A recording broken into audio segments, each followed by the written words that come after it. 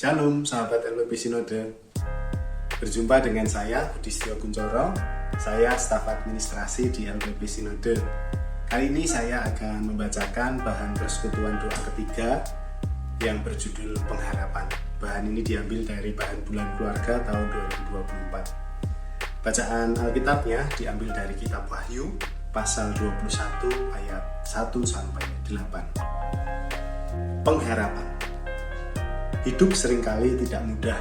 Ada banyak tantangan dan masalah yang kita hadapi, baik dalam pekerjaan, keluarga, pergaulan, relasi, dan sebagainya. Ditambah ada banyak kebutuhan dan tuntutan zaman yang seringkali menekan kita pula.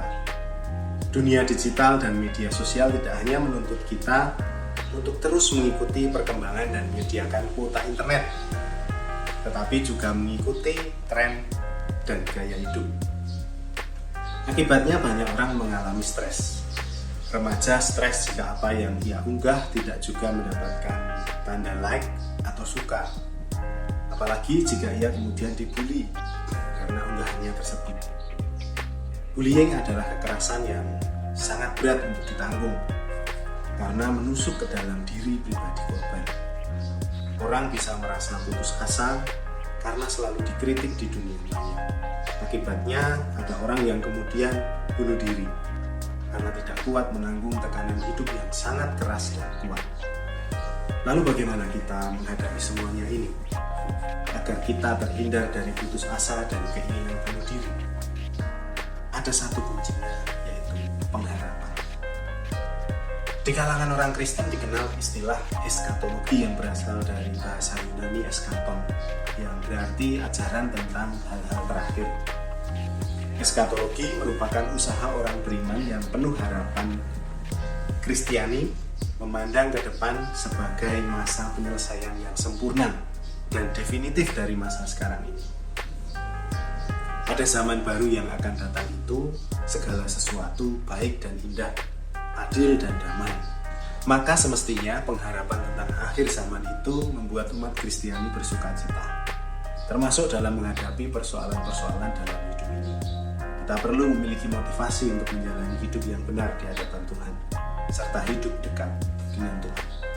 Namun sayangnya ada banyak orang yang takut menghadapi akhir zaman itu. Wahyu pasal 21 ayat 1-8 menjelaskan, setelah semua gambaran yang mengerikan itu berlalu, muncullah langit yang baru turun dari surga, berhias seperti pengantin perempuan. Inilah impian orang Yahudi. Yerusalem yang telah hancur akan digantikan Yerusalem yang baru, yang lebih megah, indah, dan kuat. Inilah pengharapan yang tidak pernah surut dalam hati orang-orang Yahudi. Lalu kemah Allah atau kemah suci ada di tengah-tengah manusia. Artinya Allah tinggal bersama manusia, menyertai manusia, dan menjadi Allah bagi manusia.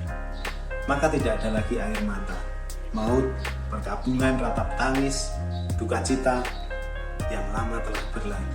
Allah menjadikan segala sesuatu baru. Kembali ditegaskan Allah yang adalah Alfa dan Omega, yang pertama dan yang terakhir sebagaimana abjad bahasa Yunani, memberikan air kehidupan, memberi kemenangan kepada orang yang percaya dan setia kepadanya, sedangkan orang-orang yang jahat akan menerima penghukuman. Pertanyaan yang penting untuk diajukan adalah, apakah di surga kemudian tidak ada lagi penyandang disabilitas? Ada penyandang disabilitas yang berharap di surga tidak ada lagi penyandang disabilitas. Tubuhnya akan diubah menjadi tubuh yang baru, yaitu tubuh yang sempurna saat ia dibangkitkan. Sebaliknya ada pula penyandang disabilitas yang membayangkan ia tetap memiliki tubuh sebagaimana ia ada sekarang ini. Namun yang pasti adalah di surga tidak ada lagi duka dan air mata, karena tidak ada lagi penghinaan yang diterima oleh penyandang disabilitas. Tidak ada lagi pengkategorian disabilitas yang menimbulkan diskriminasi. Tidak ada lagi yang mempersoalkan disabilitas. Semua orang hidup bersama dalam harmoni dan cinta kasih. Inilah pengharapan tentang masa depan yang semestinya menjadi tolak ukur untuk kehidupan masa kini.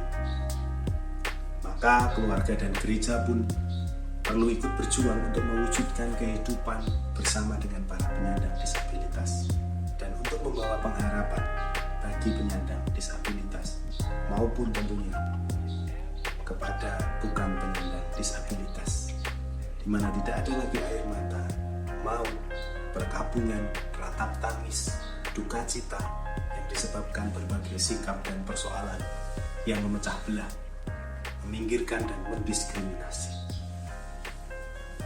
Demikian sahabat LPP Sinode pembacaan renungan kita saat ini. Terima kasih karena sudah mendengarkan dan sampai bertemu dalam renungan-renungan lainnya yang akan dibacakan.